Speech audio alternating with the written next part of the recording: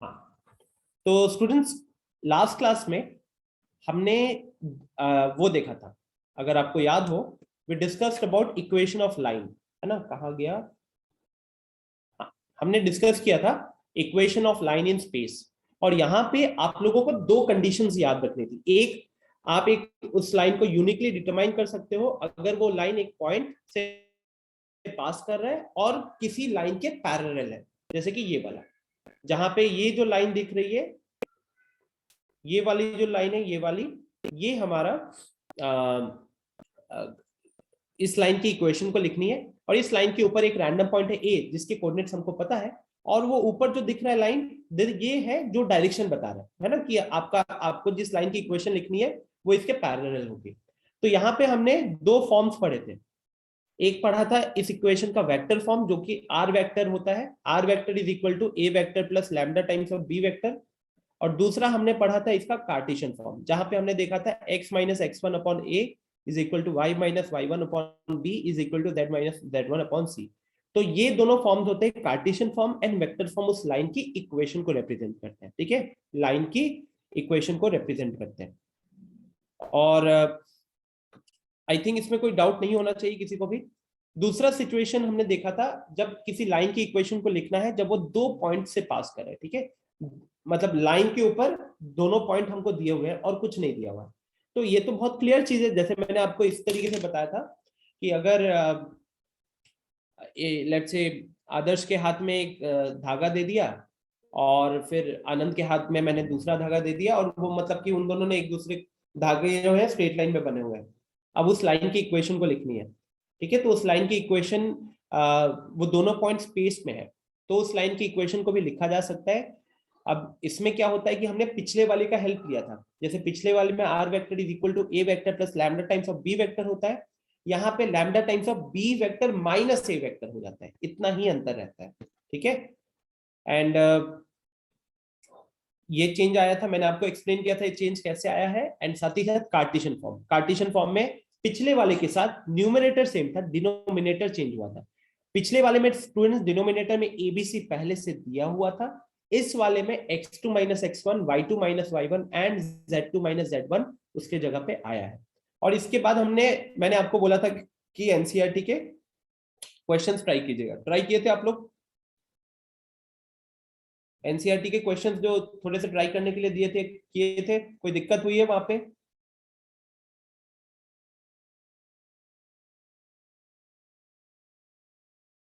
कोई प्रॉब्लम नहीं हुआ है? दीक्षा, ट्राई किए थे आप? अनुष्का, आप ट्राई किए थे?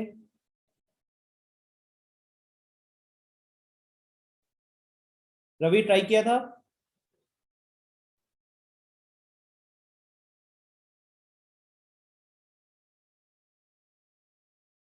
डाउट नहीं है, बहुत अच्छी बात है।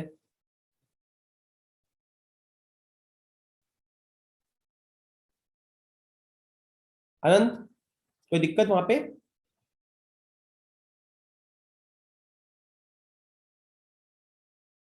ठीक है, सो तो फिर शुरू करते हैं, कंटिन्यू करते हैं अपनी डिस्कशन को, है ना?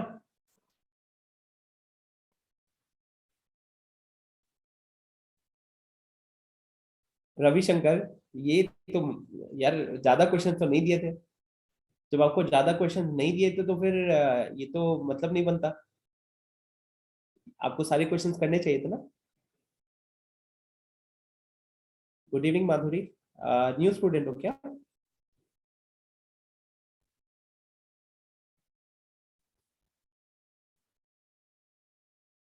ओके स्टूडेंट, चलो फिर आज हमें ना दो तीन कॉन्सेप्ट कवर करने हैं।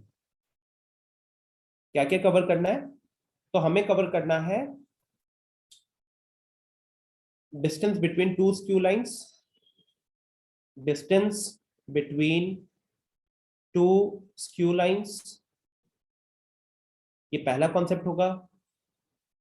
उसके बाद दूसरा कॉन्सेप्ट होगा distance between two parallel lines.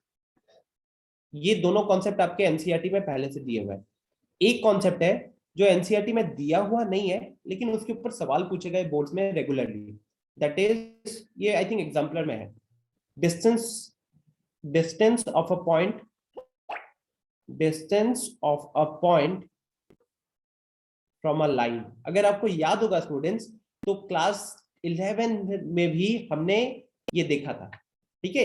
याद है वो लाइक पॉइंट अगर हम लोग x1 y1 मानते थे और लाइन की इक्वेशन अगर ax plus by plus c is equal to 0 होती थी, तो हम वहां पे कहते थे ax1 plus by1 something similar, अगर आपको याद होगा तो वहां पे हमारा पॉइंट जो होता था वो प्लेन पे होता था और हम एक लाइन से उसका डिस्टेंस देखते थे। अब यहाँ पे क्या होगा, यहाँ पे हम एक 3 डायमेंशनल लाइन से, ठीक है, मतलब स्पेस में कोई लाइन होगी, उसका हम डिस्टेंस देख रहे होंगे पॉइंट, एक पर्टिकुलर पॉइंट से, ठीक है, ये वाली चीज। एंड इसी के ऊपर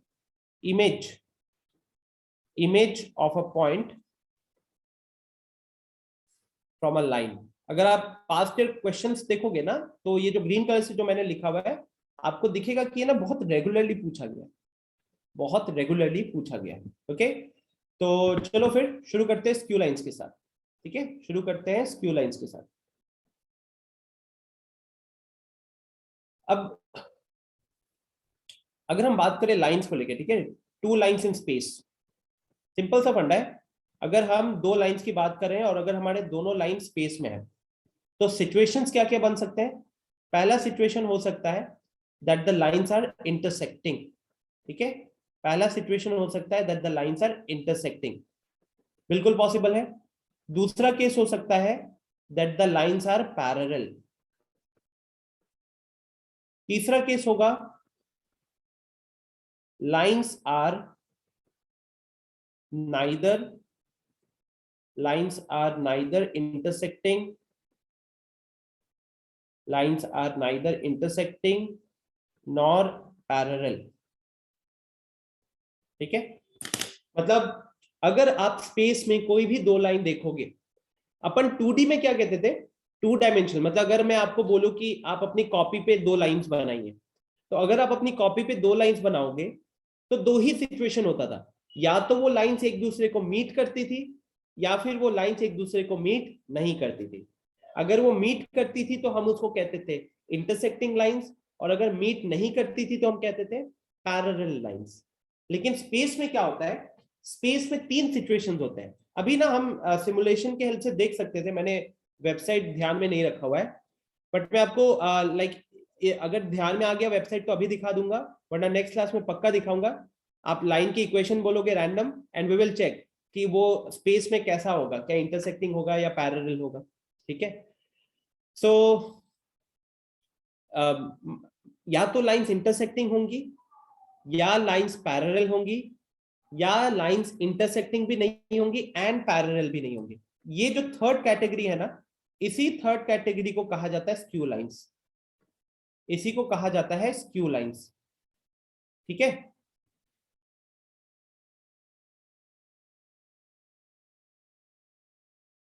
कितने लोगों को लैग आ रहा है मेरे वीडियो में? आई थिंक मेरे को, आई डोंट थिंक इंटरनेट का इशू है वैसे, स्टिल एक बार कंफर्म कर दीजिए आप में से कितनों को लैग आ रहा है।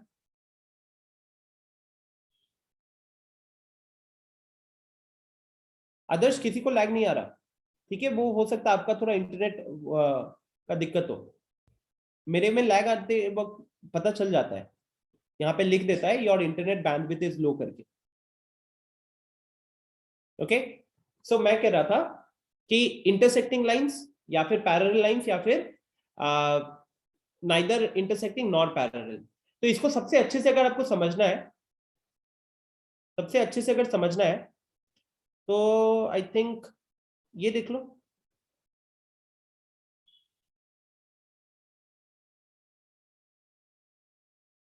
ये समझ पा रही, ये कौन सा है, ये ऊपर वाला, ये देखो, ये ऊपर है, ठीक है, ये इस वाले फेस पे है, और ये कहां पे है, ये राइट वाले फेस पे है। अब जरा बताओ, क्या ये लाइन और ये लाइन क्या दोनों एक दूसरे को कभी मीट करेंगे?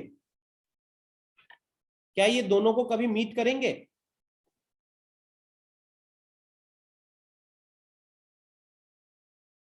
यस राघवेंद्र, जियोजेब्रा में ही मोस्ट प्रोबेबली हो जाएगा। ये मीट नहीं करेंगे, राइट, ये मीट नहीं करेंगे। अच्छा, आपको याद होना चाहिए। अच्छा, ये भी हो गया, ये भी आप देख सकते हो ना, ये भी देख सकते हो कि यहाँ पे क्या हो रहा है, यहाँ पे this is line L1, this is line L2, ये एक दूसरे को कभी मीट नहीं करेंगे। लेकिन एक और सवाल है, क्या लाइंस स्टूडेंट्स, क्या ये दोनों एक ही प्लेन पे आ रहे हैं? क्या ये दोनों लाइंस एक ही प्लेन पे आ रहे हैं? एक ही प्लेन के ऊपर नहीं आ रहे, राइट? एक ही प्लेन के ऊपर नहीं आ रहे। जैसे इसको देखो, ये थोड़ा क्लियर नहीं है। हाँ, क्लियर हो गया। तो यूट्यूब का वीडियो खुल गया।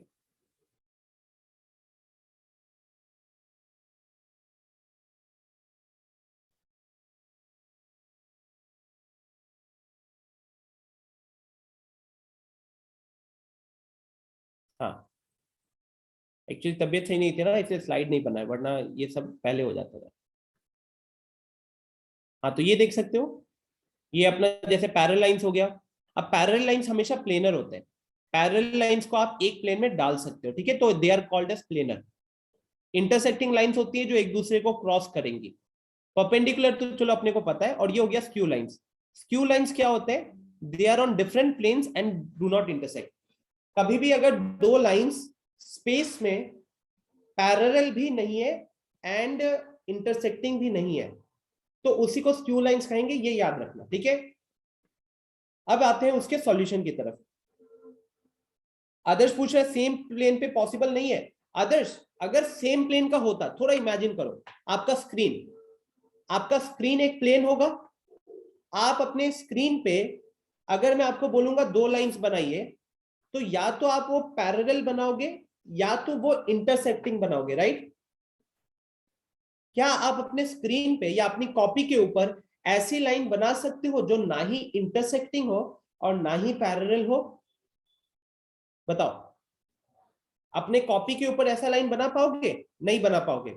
आप अपनी कॉपी के ऊपर अगर दो लाइंस बना रहे हो, तो या तो पैरेलल ही होगा या इंटरसेक्टिंग ही होगा। I hope this concept is clear. सिद्धांत कह रहा है लाइन सेगमेंट बना सकते हैं। अबे हम लाइन की बात करें तब से लाइन लाइन कर रहा हो, तुम लाइन सेगमेंट पे आ गए। वेक्टर से हम बाहर निकल चुके हैं।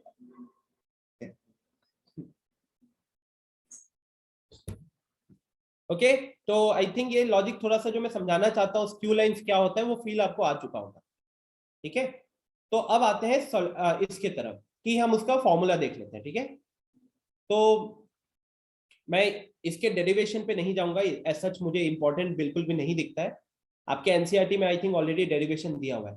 तो आज का जो टारगेट मैंने आप लोगों को बताया, चार कॉन्सेप्ट, मुझे चारों कॉन्सेप्ट को कवर करना है। टाइम बच गया then I will discuss the derivation, okay. तो concept number one, distance distance between two skew lines, ठीक है, distance between two skew lines. अब हम मान लो कि हम दोनों लाइंस के बीच का डिस्टेंस निकालना चाहते हैं। हम दोनों लाइंस के बीच का डिस्टेंस निकालना चाहते हैं, ठीक है। अब लाइंस है तो उसका पहले रिप्रेजेंटेशन होगा, चाहे वो लाइंस अलग अलग प्लेन में ही क्यों ना हो। हम ये कहेंगे कि जो लाइन वन है उसका इक्वेशन लिख देते हैं, R vector is equal to A1 vector plus lambda times of B1 vector. और जो हमारा लाइन टू होगा उसका इक्वेशन होगा R vector is equal to A1 vector, इसको मैं R1 कर देता हूँ, R2 कर देता हूँ, ठीक है। A2 वेक्टर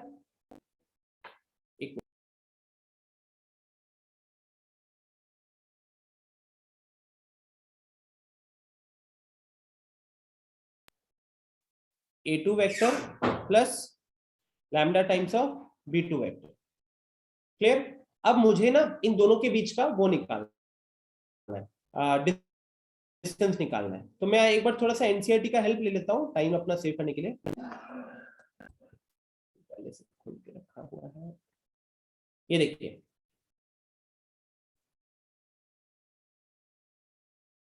तो हम बेसिकली जब डिस्टेंस की बात करते हैं, we now determine the shortest distance between the two lines.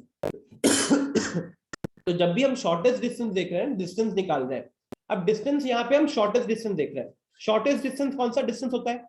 Shortest distance होता है परपेंडिकुलर डिस्टेंस, ठीक है। शॉर्टेस्ट डिस्टेंस होता है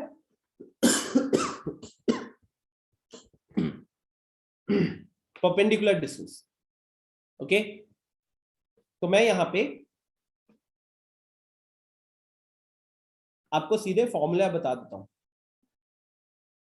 shortest distance between line 1 and line 2, shortest distance between line 1 and line 2, ये कैसे निकालेंगे? S D. तो ये हो जाएगा आपका b1 vector cross b2 vector bracket के अंदर dot dot a2 minus a1 था, हाँ a2 minus a1 vector whole divided by b1 vector cross b2 vector का मॉड्यूलस। ठीक है, b1 vector cross b2 vector का मॉड्यूलस। ठीक है, तो ऊपर हम ऊपर डॉट प्रोडक्ट करें और एक काम करते हैं, इसको मैं डाल देता हूं मॉड्यूलस के अंदर, putting under modulus, because putting under modulus because distance can not be negative. ठीक है, because S D can't be negative. Dot product calculate कर रहे हो, हमें पता है कि डॉट प्रोडक्ट एक स्केलर क्वांटिटी देता है ना, डॉट प्रोडक्ट एक स्केलर क्वांटिटी देता है, स्केलर में नेगेटिव भी आते हैं, तो उससे बचने के लिए हम क्या करेंगे, हम ले लेंगे मॉड पूरे पे, राइट। तो a1 वेक्टर क्या होता है, a2 वेक्टर क्या होता है, b1 वेक्टर क्या होता है, b2 वेक्टर क्या होता है, इसका आइडिया हमने ऑलरेडी लास्ट क्लास में डिस्कस कर लिया था। तो आपको जब भी इस तरीके के क्वेश्चंस मिलेंगे, आपको सिंपली क्या करना है, उसमें से टक टक टक टक vector a1 a2 b1 b2 निकालना है, इस फॉर्मूले में पुट करना है, सॉल्व करना है। ठीक है, और 3 नंबर मतलब 2019 में 3 नंबर का क्वेश्चन आया था, ये लॉटरी था अगेन, कोई उसमें कुछ भी मैनिपुलेशन नहीं करना था, सिंपल सा बोला था इन दोनों लाइंस के बीच का शॉर्टेस्ट डिस्टेंस बताना है। ठीक है, आनंद कह रहा है कि सर एनसीईआरटी में A2 क्रॉस A1 है। आनंद, हो सकता है उनका रिप्रेजेंटेशन अलग हो, मेरा रिप्रेजेंटेशन क्या है, मेरा रिप्रेजेंटेशन है, 1 मिनट, कुछ हो सकता है मैंने जल्दी जल्दी में गलती कर दिया हो। हाँ निधि बोलिए। सर वो मिसप्रिंट है, मतलब हम भी पहले देखे A2 क्रॉस A1 था, बट एग्जाम्पल में A2 माइनस A1 ही है और समरी में भी A2 माइनस A1 है। अच्छा, वहाँ हाँ यहाँ पे भी तो मिसप्रिंट मेरे है को दिख रहा है, मेरे एनसीईआरटी के पास एक नए वाले पीडीएफ है, बुक में। इस पीडीएफ में भी A2 माइनस A1 ही लिखा हुआ है। ठीक है, तो थोड़ा ध्यान रख लो, एनसीईआरटी में अगर ऐसा है तो उसको करेक्ट कर लेना। ठीक है, करेक्ट कर लेना आनंद। माधुरी चार्ज में लगाइए फिर। ठीक है, चलो डन, सिंपल था। तो एक फटाफट क्वेश्चन करते हैं, मैं आपको एक क्वेश्चन देता हूं, है ना, प्रोसेस को कंफर्म करने के लिए आप बताना कि उसका आंसर क्या है। तो एक एक एक पास्ट ईयर क्वेश्चन ही देता हूं, है ना, एक पास्ट ईयर क्वेश्चन ही देता हूं। फॉर्मूला लिख लो तो एक बार सबको, फॉर्मूला लिख लो, ये जितना दिख रहा है स्क्रीन पे इसको फटाफट लिख लो एक बार। हरी अब जस्ट 1 मिनट का टाइम दे रहा हूं and then I will start with the question.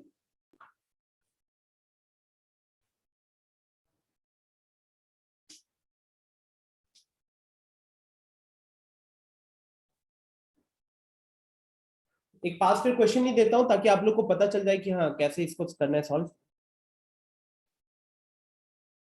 b1 vector cross b2 vector divided by b1 vector cross b2 vector का मॉडुलस। तो बेसिकली देखो, क्रॉस प्रोडक्ट डिवाइडेड बाय उसका मॉडुलस, मतलब कि हमको यहां से क्या चाहिए, b1 और b2 का एक तरीके से बस यूनिट वेक्टर देख रहे हैं, मतलब वो वेक्टर जो b1 और b2 दोनों के परपेंडिकुलर है, उसका डॉट प्रोडक्ट कर रहे हैं हम किसके साथ, a2 माइनस a1 के साथ।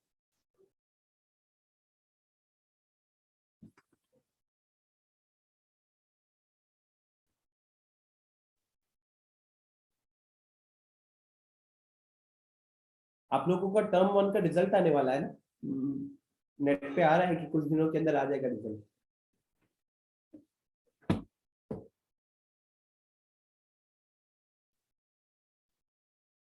हाँ राघवेंद्र। सर यहाँ पे b1.b2 इज इक्वल टू 0 लिख सकते हैं? b1.b2, yes sir. b1.b2 कैसे लिखोगे? सर अगर शॉर्टेस्ट डिस्टेंस निकालना है तो दोनों परपेंडिकुलर हो जाएगा ना? हाँ लेकिन हम होता क्या है देखिए, एक बार मैं थोड़ा डायग्राम पे ले चलता हूँ।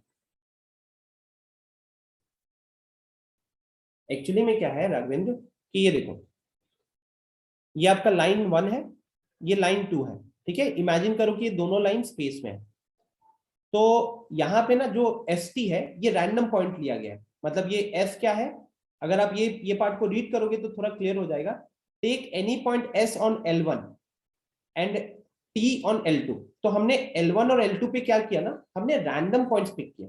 ओके, क्या किया हमने, रैंडम पॉइंट्स पिक किया और उन रैंडम पॉइंट्स को ज्वाइन कर दिया। अब ये होता है, ये मतलब यहाँ पे सिमुलेशन में दिखाने में तो मतलब अगर मैं इसका एनिमेशन दिखा पाऊंगा ना तो आपको ज्यादा अच्छे से समझ में आएगा।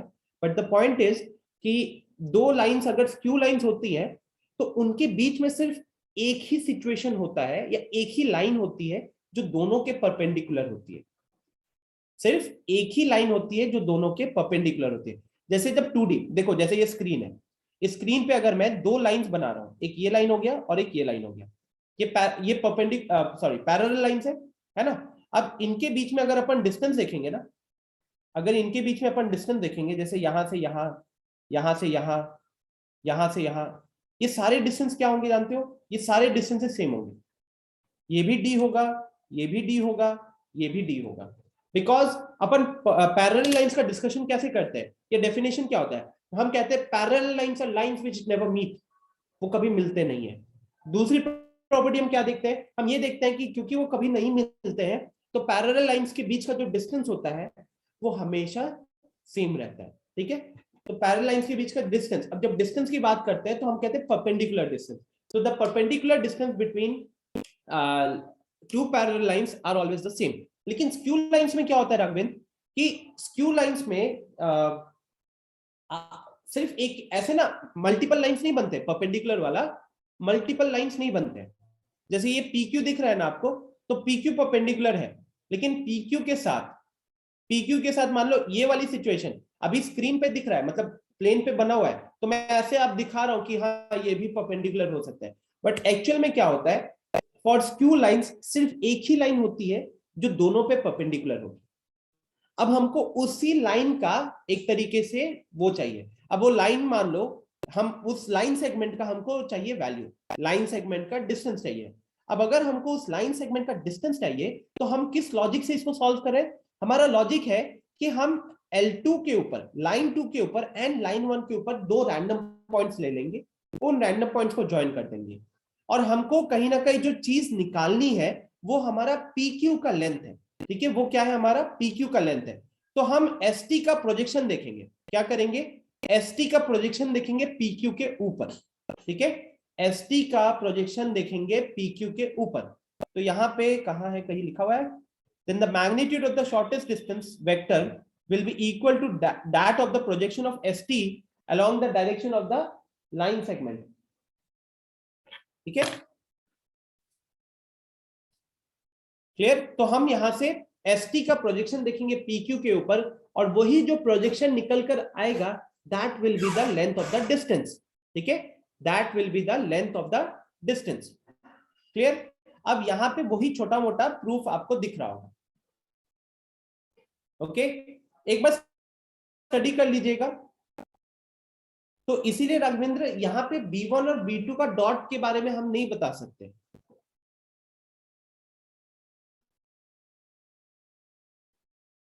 नेक्स्ट, अब आते हैं क्वेश्चन पे। आई थिंक सबने नोट कर लिया है, तो एक CBSE का क्वेश्चन करते हैं,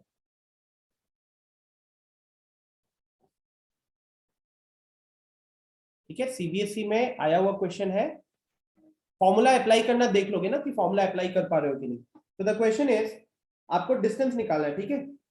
पहला लाइन है R1 vector is equal to I plus 2J plus 3K plus lambda times of 2I plus 3J plus 4K, okay. And जो दूसरा है R2 vector, this is 2I plus 4J plus 5K। और यहाँ पे lambda नहीं लिख के new लिख रहा हूँ। क्यों? क्योंकि स्टूडेंट्स लैम्डा तो कोई कांस्टेंट होता था ना, तो अभी ये तो हमको नहीं पता कि दोनों लाइंस में वो कांस्टेंट सेम होगा कि नहीं होगा, तो इसलिए यहाँ पे मैं न्यू डालूंगा। बट ये लैम्डा की तरह ही काम करेगा, ठीक है, दोनों ही कांस्टेंट्स है।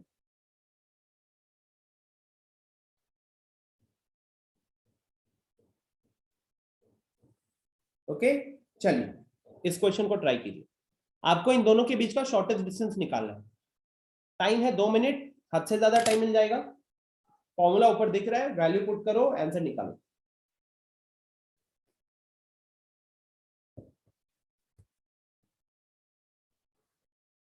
जीरो बोल दिया आनंद ने। कैसे जीरो बोल दिया इतनी जल्दी? आनंद, क्या लॉजिक था, मेरे को बता दो अनम्यूट करके। 3 नंबर का क्वेश्चन आया था ये।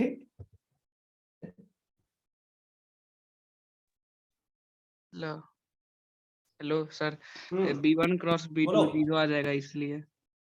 B1 क्रॉस B2 जीरो आ जाएगा। पैरेलल है दोनों। अरे हाँ यार, मैंने क्वेश्चन गलत लिखा है क्या?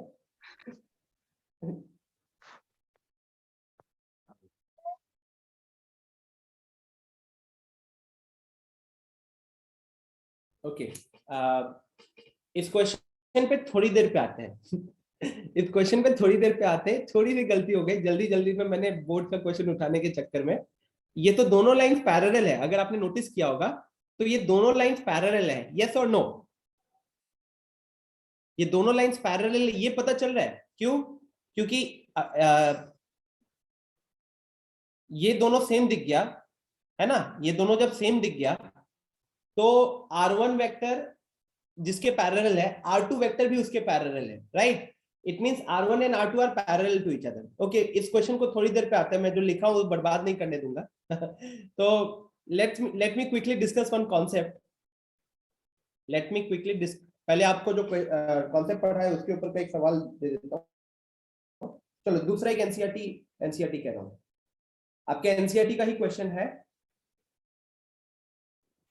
एनसीईआरटी पे चलते हैं एक बार फटाफट, दिखने में टाइम नहीं स्पेंड करना है।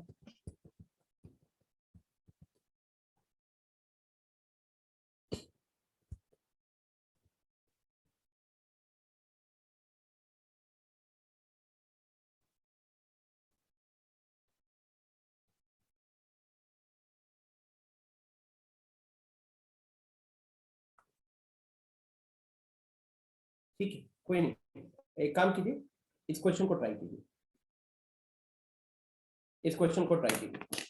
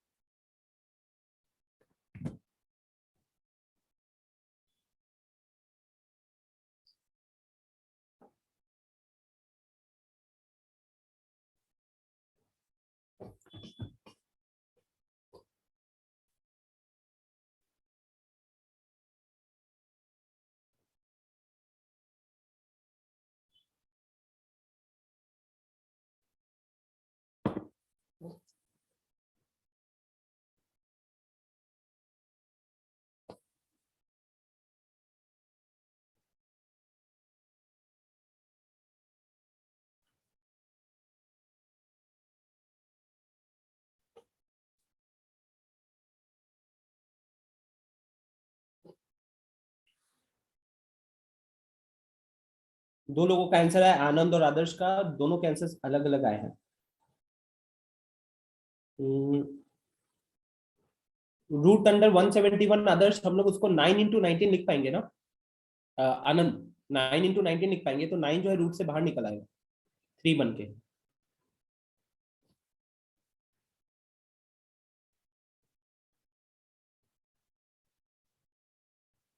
जो लोग लास्ट क्लास अटेंड नहीं किए हैं, ये देखो, ये आपका A1 हो जाएगा, ठीक है? दिस विल बी A1, ये B1, सिमिलरली नीचे A2 और B2 है।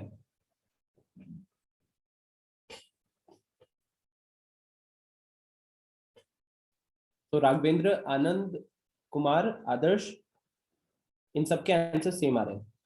तो आनंद राज, मेरे हिसाब से आपका 27 बाई रूट अंडर 171 नहीं होना चाहिए, वो होना चाहिए था 9 बाई रूट अंडर 171, ठीक है?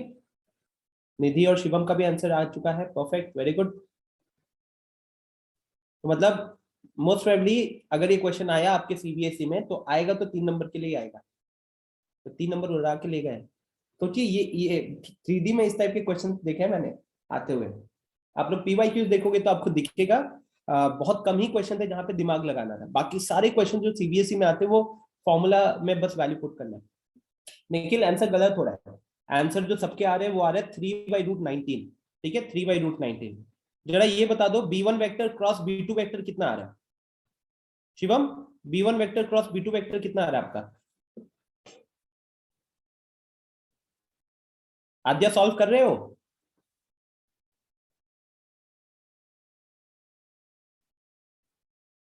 बताइए B1 vector cross B2 vector कितना है? त्रिपुरारी,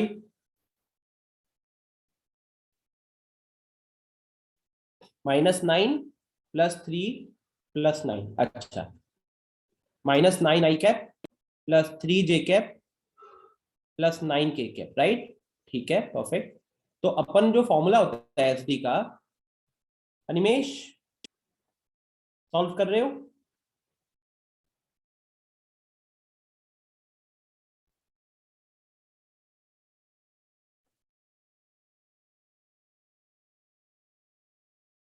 अनिमेश कहाँ चले गए?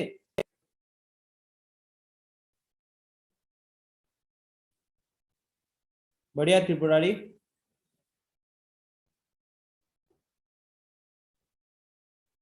ठीक है। तो दिस इज द फॉर्मूला। अब ऊपर A2 - A1 यहाँ पे लिख देता हूँ, A2 - A1। अब A2 - A1 क्या करना है? सीधा माइनस करना है, तो वो तो दिख ही रहा होगा, 4 - 1 3, 5 - 2 3, 6 - 3 3, तो सब 3 3 3 आ रहा है ना? 3 i cap 3 + 3 j cap + 3 k cap. Anand Kumar पूछ रहा है कि सर थोड़ा बुक देखकर सजेस्ट कीजिए, अरिहंत वर्सेस ओसवाल। आनंद, हमारे ऑफिस में ना अरिहंत वाली बुक आ गई है, ठीक है? मतलब हार्ड कॉपी आई है, तो मैं देख लेता हूँ, वो देख के आपको बताऊंगा, ओके? बाकी बार बार मैं जिस पॉइंट पे फोकस कर रहा हूँ, टर्म 1 एकदम नया था, टर्म 2 पुराना है, मतलब कि सब्जेक्टिव है। तो इसके लिए हमको अरिहंत या ओसवाल, ऑनेस्टली बता रहा हूँ, किसी भी चीज के लिए जरूरत नहीं है। आद्या बता रही है अरिहंत वाले में सर सारे PYQs हैं। दीक्षा, थोड़ा सा प्रैक्टिस करके स्पीड बढ़ाना होगा, फिर इससे यही लर्निंग है, राइट? तो अपन डॉट प्रोडक्ट निकालेंगे, डॉट प्रोडक्ट निकालेंगे तो आ जाएगा -27 + 9 + 27, ठीक है? Whole divided by root under B1 cross B2 का ये, तो ये तो सब बता ही दिया था 171। तो ऊपर 9 आ रहा है, नीचे 171 को 3√19 लिखा जा सकता है, तो ऊपर नीचे से 3 एक कैंसिल होगा, तो 3/√19 हमारा आंसर हो जाएगा, ओके? तो आई थिंक सबका ये आंसर आ चुका होगा, राइट? सबका ये आंसर आ चुका होगा, ओके? अब देखिए, जो सेकेंड चीज आपको देखनी है students, that is distance between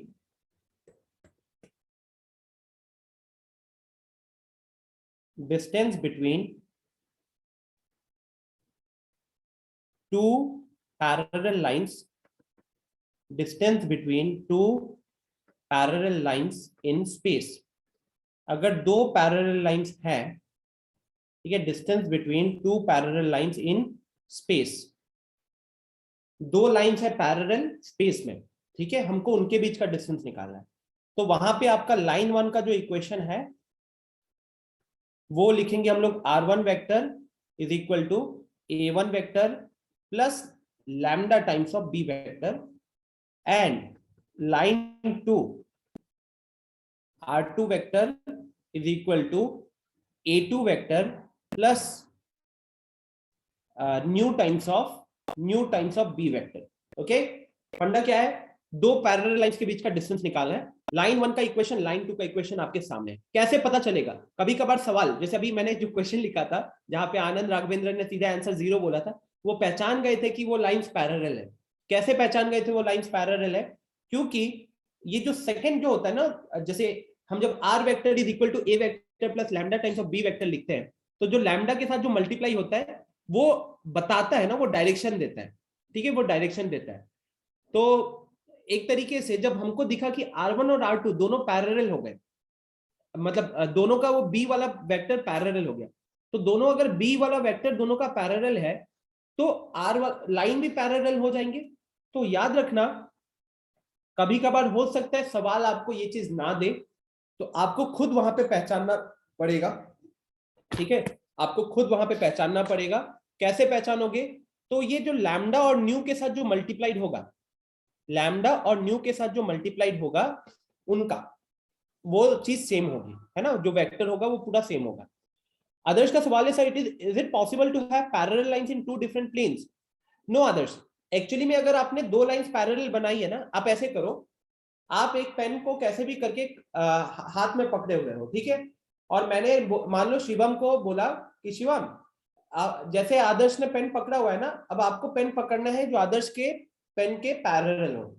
तो वो चाहे वो शिवम पेन को आपके पेन के ऊपर रखे, नीचे रखे, साइड में रखे, लेफ्ट रखे, राइट रखे, हर केस में ना एक प्लेन बनाया जा सकता है, ठीक है, हर केस में एक प्लेन बनाया जा सकता है, और उस प्लेन के ऊपर आपका भी पेन लाई करेगा एंड शिवम का पेन भी लाई करेगा। ट्राई करके देखना, एक फटा हुआ पेज ले लेना और दोनों पेन को वो कर लेना, तो यू विल रियलाइज कि it is not possible. Okay,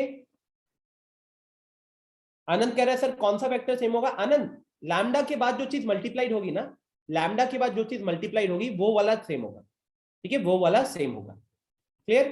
तो अब इसमें फॉर्मूला क्या है, इसका जो फॉर्मूला बनता है,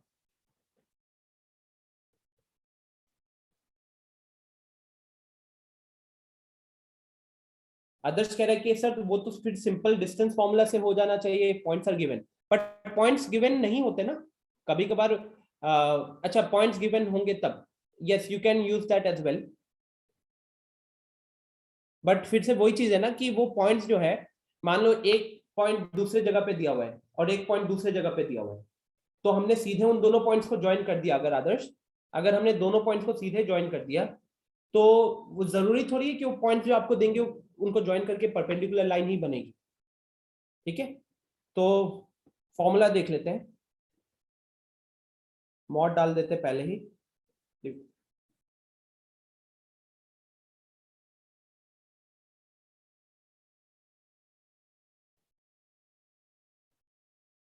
क्या चेंज आ रहा है फॉर्मूले में? पीछे आपका B2 क्रॉस B1 था, पीछे आपका B2 क्रॉस B1 था, यहां पे क्या है, उसके जगह पे B वेक्टर है, उसके जगह पे B वेक्टर है, ठीक है। तो एक छोटा सा मान लो, एक छोटा सा सवाल आपसे अगर पूछा जाए कि is R vector is equal to, मान लो A1 vector plus lambda times of I vector plus J vector plus K vector, and R vector is equal to A2 vector plus lambda new times of 2I cap plus 2J cap plus 2k cap. बताइए, is both this lines parallel to each other? क्या ये दोनों एक दूसरे के साथ parallel है? Simple सा सवाल पूछ रहा हूं, एकदम सिंपल सा। The answer is yes. कहां चले गए थे अनिमेश? बीच में आवाज लगा रहा था आपको।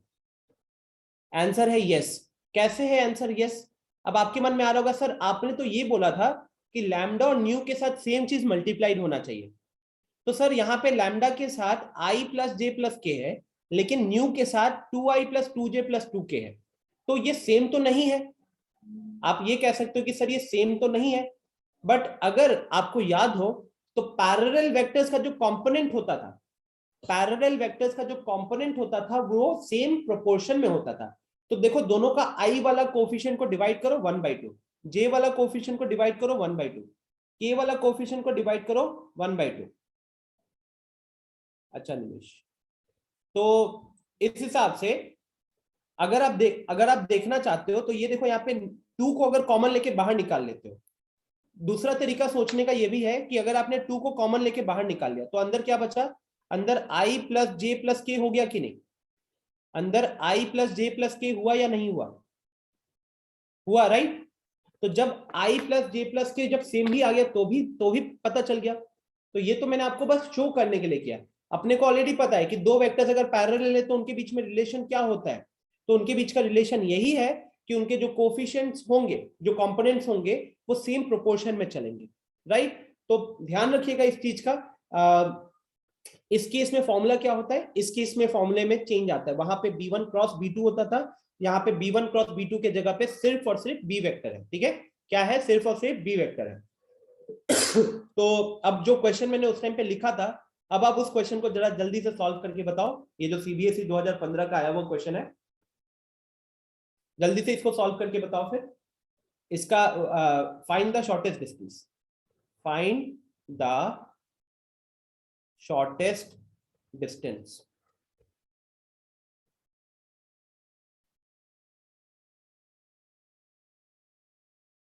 एक बार फॉर्मूला दिखा दीजिए, नहीं लिखा था। देखो आदर्श, फॉर्मूले में चेंज समझो ना, याद रखो बस चेंज क्या है। पिछले वाले फॉर्मूले और इस वाले फॉर्मूले में वहां b1 vector cross b2 vector आता था ऊपर नीचे, उन दोनों जगह पे आप उसकी जगह पे सिंपल b वेक्टर रखोगे। ठीक है,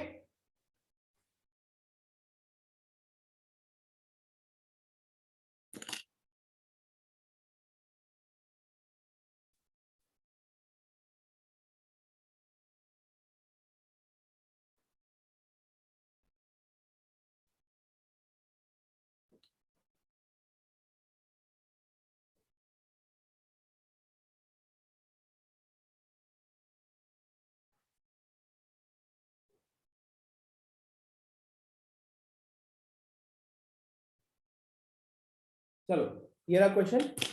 हरी अप, 2 मिनट के अंदर आंसर दो जल्दी से।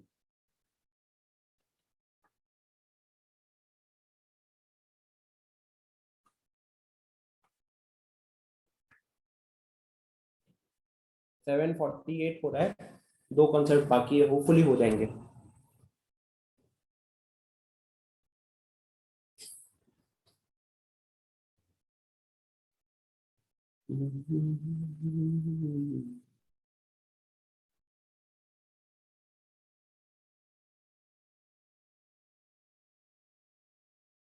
माधुरी, अगर आपने लास्ट क्लास अटेंड नहीं किया है तो आपको पहले लास्ट लेक्चर को देखना पड़ेगा, क्योंकि ये लास्ट लेक्चर के कंटिन्यूएशन में चल रहा है।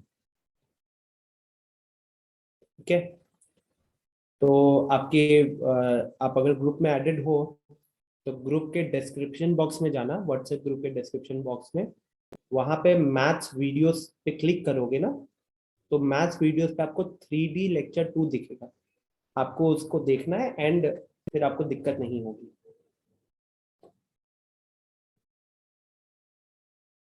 ओके, सो निधि आनंद का आंसर आ रहा है 16/√29। थोड़ा सा गलती हो रहा है निधि, मतलब मैंने जो क्वेश्चन दिया ना, मेरे पास जो इसका आंसर है वो अलग आ रहा है। हो सकता है शायद यहाँ पे गलत हो, बट फिलहाल आंसर गलत आ रहा है। आनंद, दीक्षा, देवांश, अभी तक किसी ने भी आंसर सही नहीं दिया। सिद्धांत, आपका भी आंसर गलती है, आपका भी आंसर में गलती दिख रहा है।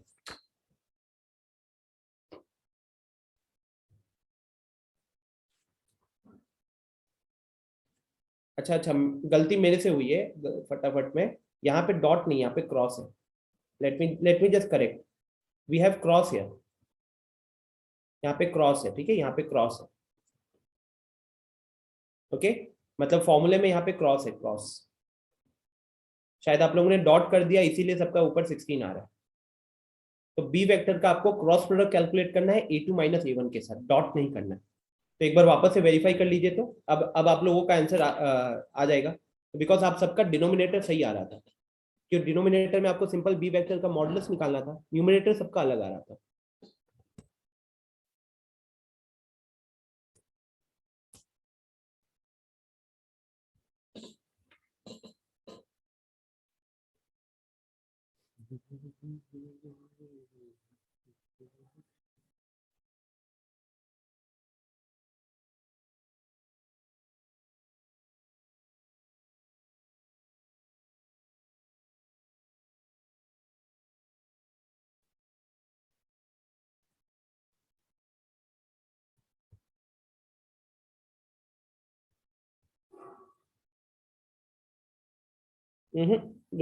रिवांश, मॉड चाहिए ना, मॉड। ऊपर आपको मॉड कैलकुलेट करना होगा। ऊपर अगर वेक्टर आ रहा है, मॉड कैलकुलेट, डिस्टेंस में आप वेक्टर बताओगे है। आदर्श सही है, सॉरी आनंदराज सही है आंसर। राघवेंद्र डिनोमिनेटर गलती हो रही है। आदर्श गलत, न्यूमिनेटर डिनोमिनेटर दोनों गलत किए हो। डिनोमिनेटर कैसे गलत कर सकते हैं यार, बी वेक्टर का खाली मॉड निकालना है।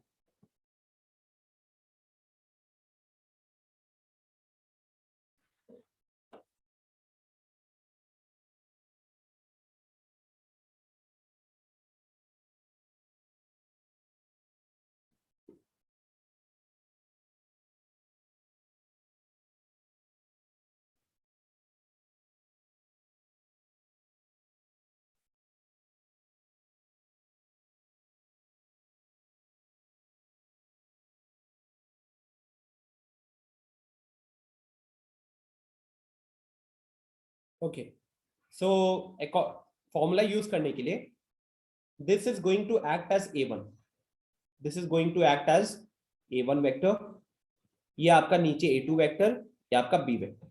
Okay, so the formula says it is B vector cross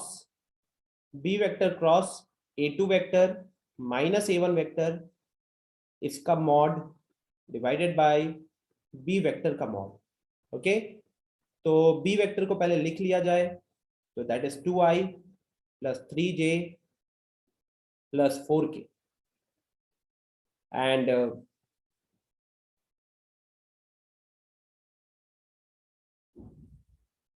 okay okay, ठीक है आदर्श।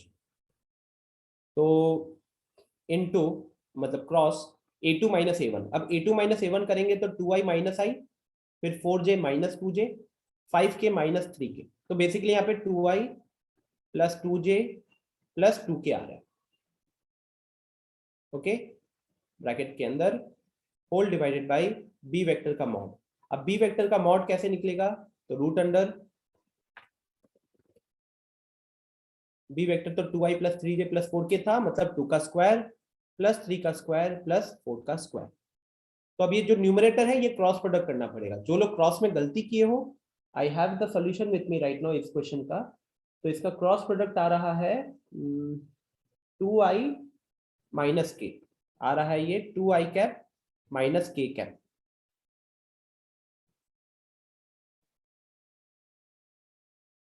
और यहाँ पे √29। अब ऊपर हमको क्या करना पड़ेगा, ऊपर जो वेक्टर आया है, जो क्रॉस प्रोडक्ट का वेक्टर आया है, हमको उसका मॉडुलस भी कैलकुलेट करना है। मॉडुलस कैलकुलेट करना है इसीलिए रूट अंडर 2 का स्क्वायर प्लस माइनस 1 का स्क्वायर होल डिवाइडेड बाई √29। तो फाइनली 4 प्लस 1 5 हो गया, एंड हमें मिल जाएगा √5/29। So this is the correct answer of this question. Very good रिया। अच्छी बात ये लग रही है कि सारे लोग पार्टिसिपेट कर रहे हो। सौरभ, थोड़ा सा रिस्पांस कम आ रहा है। सौरभ, क्या दिक्कत हो रहा है बताओ।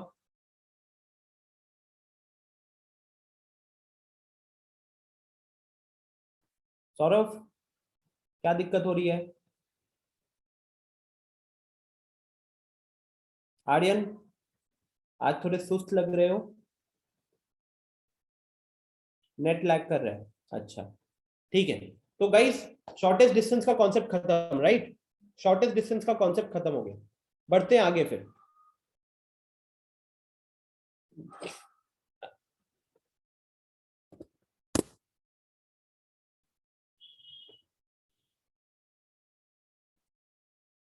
तो क्लास के स्टार्टिंग में हमने बोला था कि 4 कॉन्सेप्ट कवर करने हैं। Distance between two skew lines, distance between two parallel lines, ये हो गया, ठीक है। अब हमें देखना है distance of a point from a line. Okay, distance of a point from a line.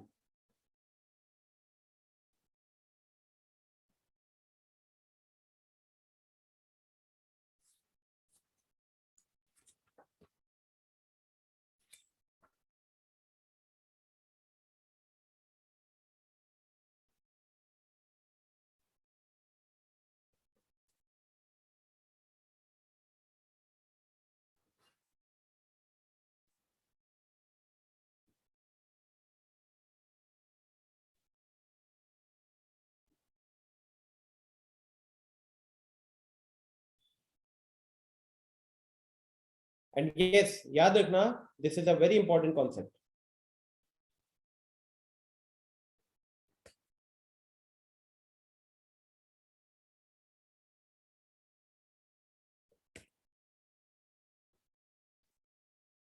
आनंद कुमार कह रहे हैं सर एनसीईआरटी में नहीं दिया हुआ है। मानता हूं नहीं दिया है, बट एग्जाम्पलर में मोस्ट प्रोबेबली है ये 2019 में भी क्वेश्चन आए हुए हैं इसके, 2019 में, ठीक है। तो एक क्वेश्चन से इस चीज को समझा जाए, ज्यादा आसान रहेगा हमारे लिए।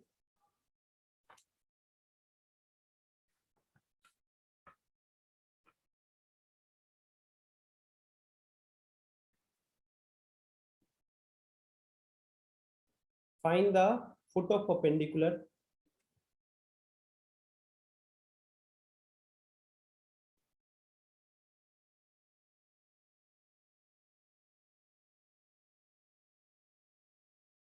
find the foot of perpendicular from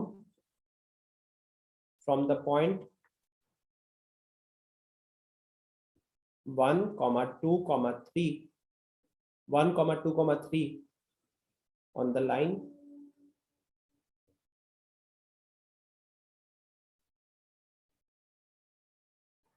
x plus 3 by 5 is equal to y minus 1 by 2 is equal to z plus 4 divided by 3, ठीक है। तो सवाल क्या है? सवाल है कि अपने को एक रैंडम पॉइंट होगा,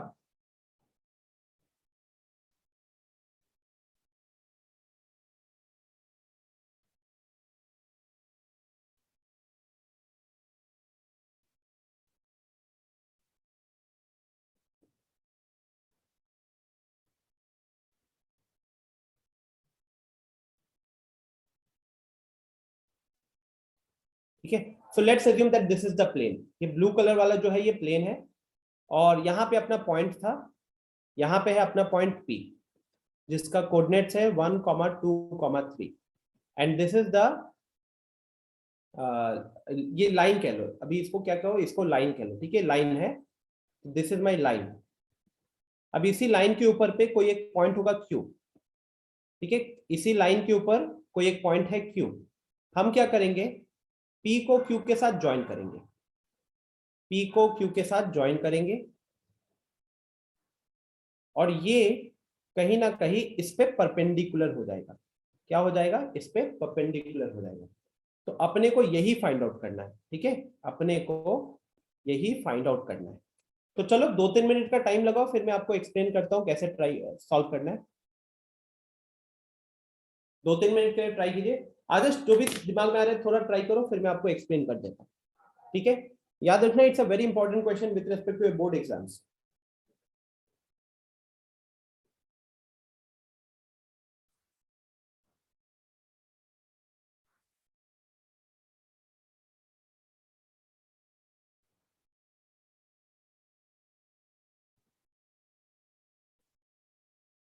एक्चुअली में लाइन को अगर मुझे ड्रॉ करना हुआ तो मैं लाइन को कुछ ऐसे ड्रॉ कर देता हूँ।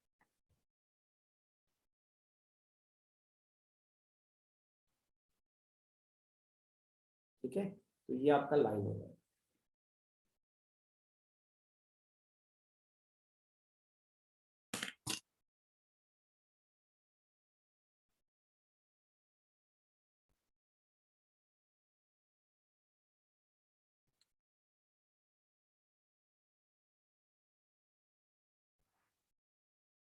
नहीं नहीं, क्यू हमको निकालना है।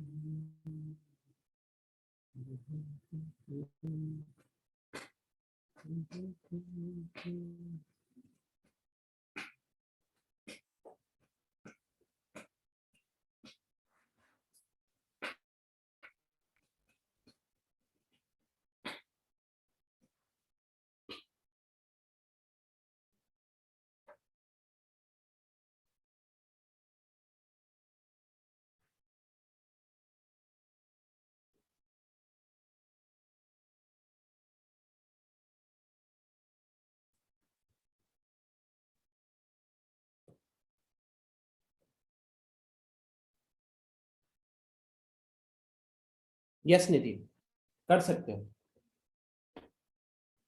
या फिर ये भी लॉजिक लगा सकते हो कि जो लाइन दी हुई है उसको लाइन एल मान लो, और ये जो पी क्यू है, पी क्यू लाइन एल के ऊपर परपेंडिकुलर होगा। तो पी क्यू लाइन एल के ऊपर अगर परपेंडिकुलर होगा तो वो लॉजिक से आप ट्राई कर सकते हो। आपने जो चीज कहा वो भी सही है।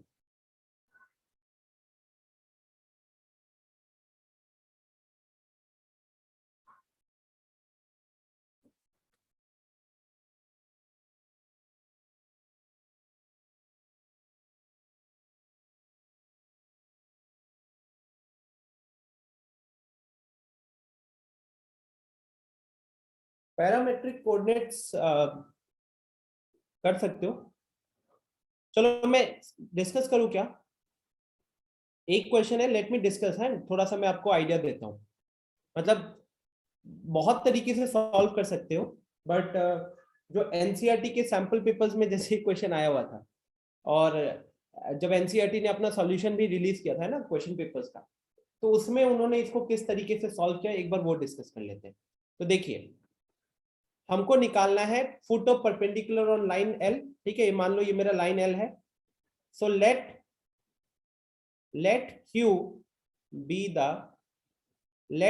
be the point foot of perpendicular. Let q be the foot of perpendicular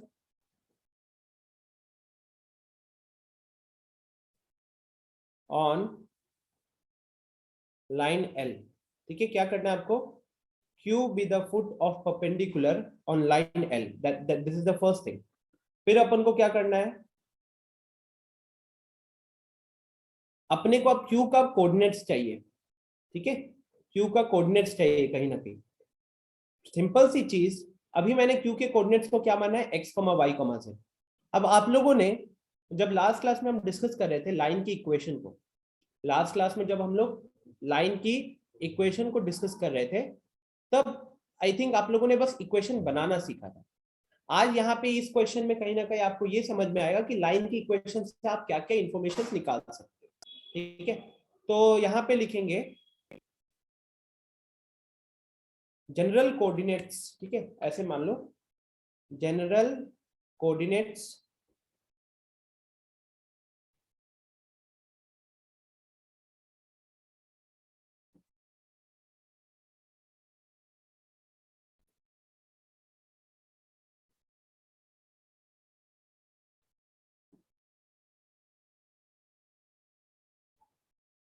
मान लो मेरे को इस लाइन के ऊपर के किसी भी पॉइंट का एक जनरल कोऑर्डिनेट लिखना था। मैं कैसे करूंगा? x plus 3/5 is equal to y minus 1/2 is equal to z plus 4/3। इसको मैं मान लेता हूं k। क्या करूंगा, इसको मान लेता हूं k, और यहां से मैं अब एक्स वाई जेड की वैल्यू निकालूंगा। तो x की वैल्यू निकालूंगा तो ये हो जाएगा 5k माइनस 3, y का वैल्यू हो जाएगा 2k प्लस 1, एंड z का वैल्यू हो जाएगा 3k माइनस 4। एक छोटा सा सवाल है मेरा, देखो मैंने यहाँ पे क्या किया, मैंने लाइन की इक्वेशन से एक्स वाई जेड, लाइन की इक्वेशन से एक्स वाई जेड की वैल्यूज की बात कर ली, ठीक है। अब मैं कह रहा हूं कि क्योंकि ये रेशियो इक्वल है तो इसको हम के का नाम दे देते हैं।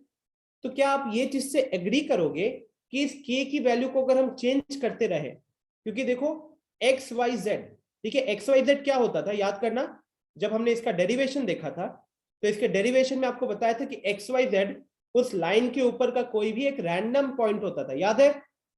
जब मैंने डेरिवेशन डिस्कस किया था तब मैंने बताया था कि एक्स वाई जेड क्या है, तो उस लाइन के ऊपर का कोई भी रैंडम पॉइंट का कोऑर्डिनेट्स है। तो हमें ये देखने को मिल रहा है कि वो जो रैंडम पॉइंट है एक्स वाई जेड वो किसके टर्म्स में है, वो किसके टर्म्स में है, के के टर्म्स में है, राइट। किसके टर्म्स में है, के के टर्म्स में है। तो अगर वो के के टर्म्स में दिख रहा है तो के की वैल्यू को अगर मैं चेंज करते रहूंगा तो के की वैल्यू को चेंज करने से एक्स वाई जेड चेंज होगा, एक्स वाई जेड चेंज होगा मतलब पॉइंट चेंज होगा, पॉइंट चेंज होगा। तो मैंने जो यहाँ पे Q जिसको मैंने फुट ऑफ परपेंडिकुलर अज्यूम किया है, क्या मैं ये मान के चल सकता हूं कि उस Q का coordinate 5k minus 3, 2k plus 1 and 3k minus 4 होगा। तो let's assume the coordinates, let's assume the coordinates of Q is equal to 5k minus 3 comma 2k plus 1 comma 3k minus 4। बोलिए क्या ये कर सकते हैं,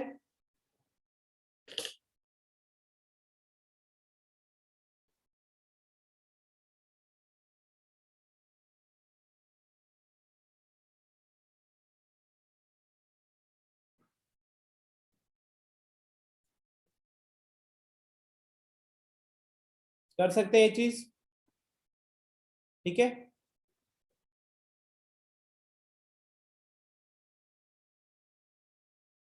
समझ में आ रहा है आप सबको।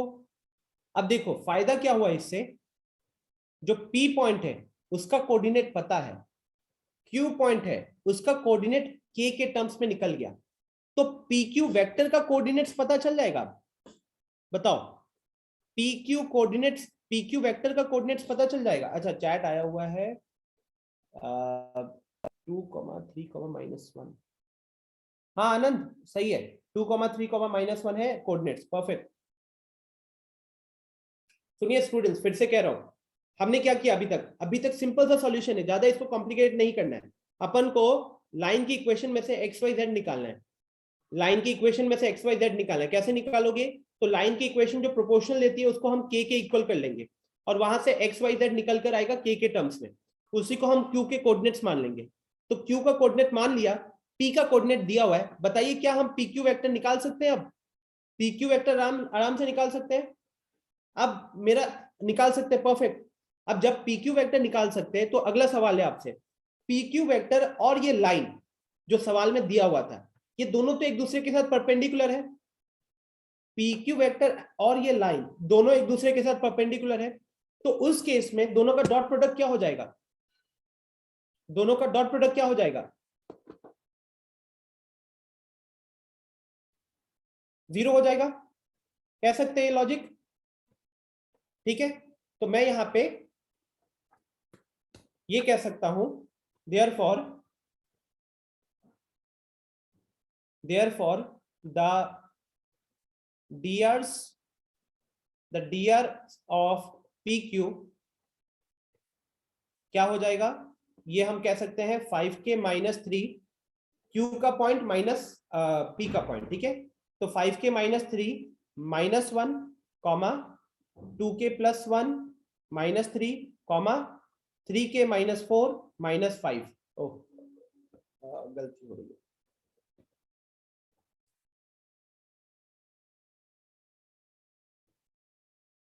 समझ में आ रहा है क्या किया मैंने। मैंने क्यू के कोऑर्डिनेट्स को पी के कोऑर्डिनेट्स के साथ माइनस किया, बिकॉज इमेजिन कीजिएगा वेक्टर में भी तो यही करते थे, वेक्टर में आप यही करते थे कि नहीं करते थे? वेक्टर में आप क्यू का वेक्टर माइनस पी का वेक्टर करते थे, ठीक है? तो यहां से ये कितना निकल कर आ जाएगा, 5k - 4, 2k - 1, 3k - 7। ओके, ये क्या है आपका, ये है drs ऑफ PQ, ठीक है? ये है drs of PQ। Okay, I hope this is clear. यहां तक किसी को किसी तरीके का डाउट अगर है तो प्लीज बताइएगा। कोई डाउट आ रहा है मन में?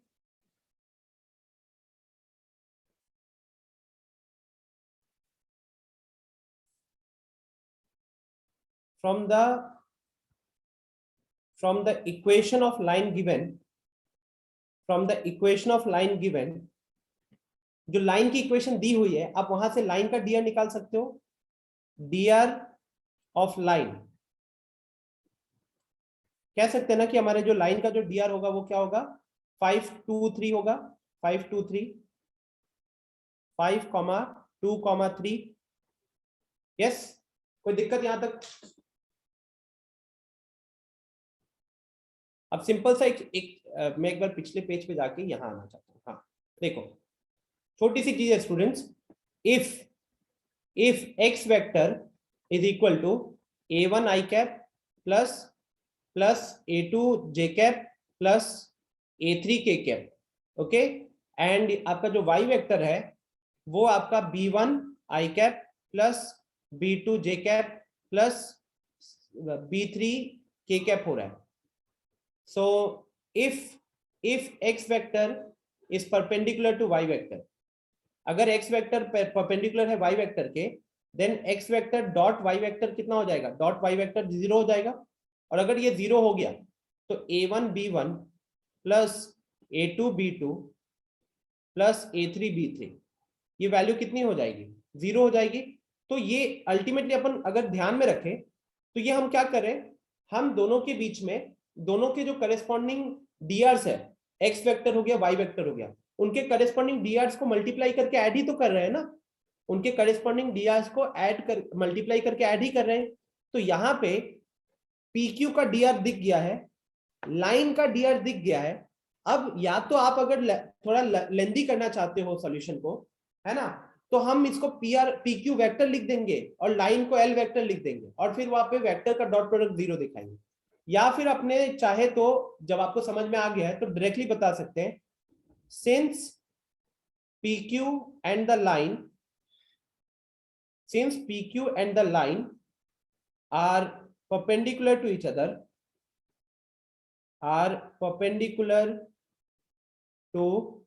each other, ठीक है, therefore 5 times of 5k - 4, मतलब अब क्या कर रहे हैं, हम दोनों के करेस्पॉन्डिंग डीआर्स को मल्टीप्लाई करेंगे। तो 5 times of 5k - 4 plus 2 times of 2k - 1 plus 3 times of 3k - 7 is equal to 0। अब इसको सिंप्लीफाई करोगे तो k का वैल्यू यहां से आ जाएगा, कितना आ जाएगा, 1 आ जाएगा। ठीक है, सिंप्लीफाई करोगे तो k का वैल्यू 1 आ जाएगा। हाँ राघवेंद्र सर 1 नहीं आ रहा है। 1 नहीं आ रहा है, अच्छा। 25 29 और 9 38 के -20 -2 -22 -22 एंड -21।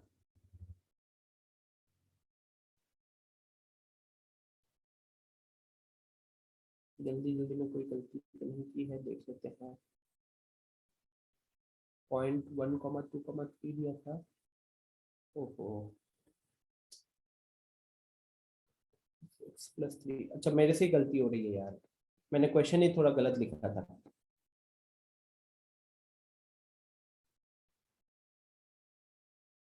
ठीक है, मैंने क्वेश्चन ही थोड़ा गलत लिखा था। यहाँ पे ना पॉइंट स्टूडेंट सॉरी, यहाँ पे ना 0 आएगा, यहाँ पे 1 नहीं है, यहाँ पे 0 है, 0, 2, 3 है। ठीक है, ये 0 है, तो इसीलिए यहाँ पे -0 होगा और यहाँ पे 5k -3 है, के 5k -3 है।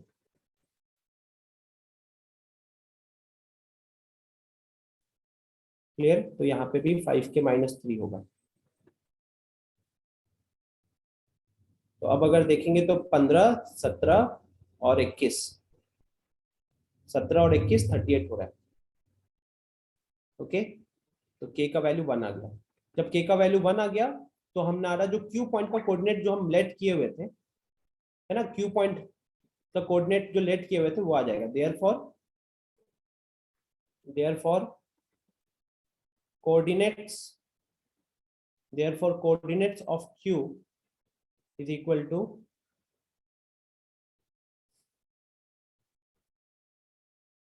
5 into 1 -3, comma 2 into 1 -1 and 3 into 1 -7। ये हो जाएगा 2, 1, -4। कुछ एक मिनट देखो, मैंने गलत जगह पे पुट किया क्या, ऊपर क्या था, 2k + 1, 2k + 1, 2k +, इसको मैं मार्क कर देता हूँ इक्वेशन 1।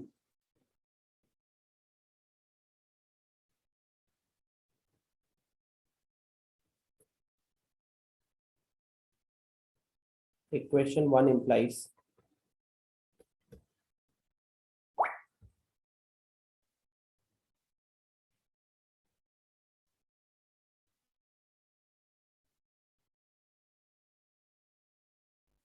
-1 -3, 2 into 1 -1 and 3 into 1 -7। ठीक है, ये हो जाएगा 2, 1,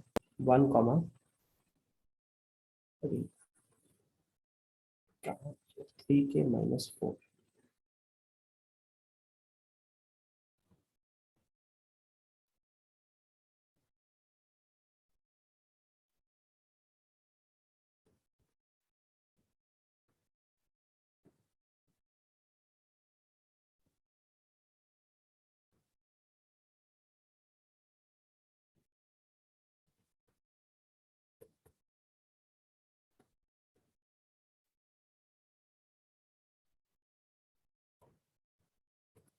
ओके, सो देखो मैं एक बार सारी चीजें आपको एक्सप्लेन करता हूँ, ठीक है, एंड मीनवाइल आनंद थोड़ी देर में देखता हूँ, ठीक है, थोड़ी देर में देखता हूँ, तो क्लास के बाद मैं आपको उसमें हेल्प कर दूंगा। Perpendicular distance of a point from a line, ये हमें निकालना है। तो किसी भी पॉइंट का एक लाइन से परपेंडिकुलर डिस्टेंस हमें फाइंड आउट करना है, जैसे सवाल हो गया। तो हम यहाँ पे क्या करते हैं, हमारे अप्रोच में 2-3 स्टेप्स ही रहते हैं। सिंपल सा डायग्राम देख के तो क्लियरली पता चल रहा है कि उस पॉइंट से लाइन के ऊपर जब हम परपेंडिकुलर ड्रॉ करेंगे, जैसे यहाँ पे PQ है, तो वो जो PQ है वो आपका लाइन L के साथ परपेंडिकुलर होगा, तो दोनों के वेक्टर का जो डॉट प्रोडक्ट होगा वो 0 होगा। दोनों के वेक्टर का जो डॉट प्रोडक्ट होगा वो 0 होगा। उसी को यूज करके अपन क्वेश्चन सॉल्व करेंगे। अब इसके लिए हमको चाहिए था Q पॉइंट, जो लाइन वाला जो पॉइंट, लाइन के ऊपर जो परपेंडिकुलर वाला है ना, फुट ऑफ परपेंडिकुलर, उसका कोऑर्डिनेट को हम कैसे लिखें K के टर्म्स में, ये चीज आपके दिमाग में क्लियर होनी चाहिए।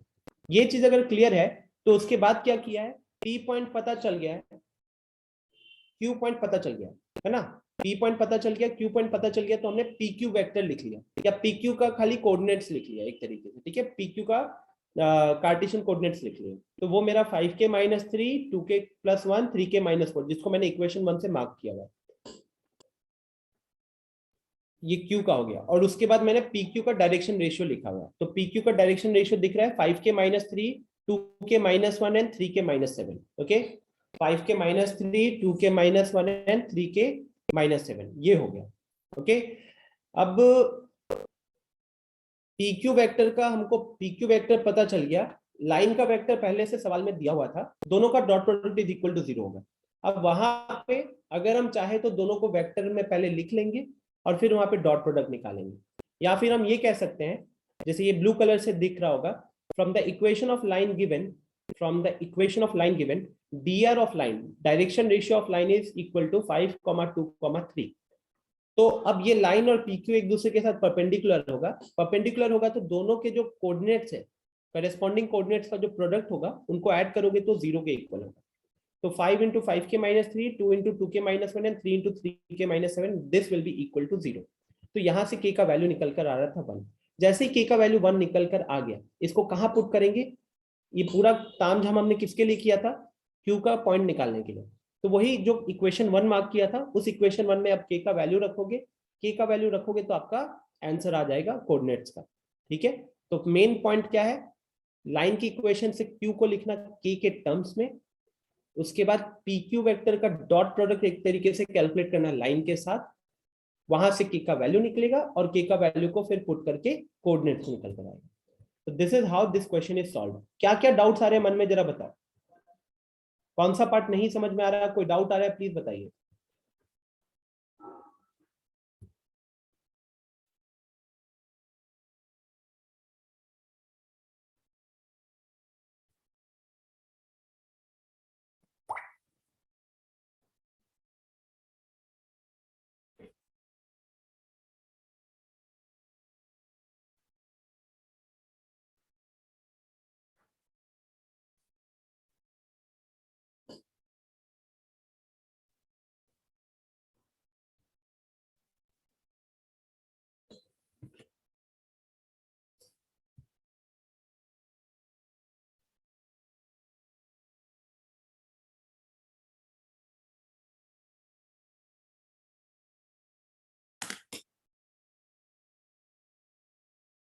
कोई डाउट है? बताओ.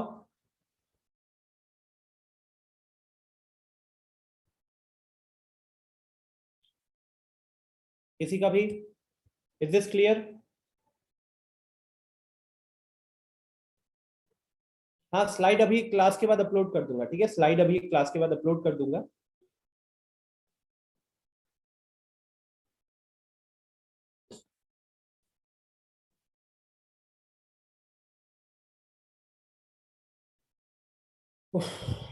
ठीक है, तो अगर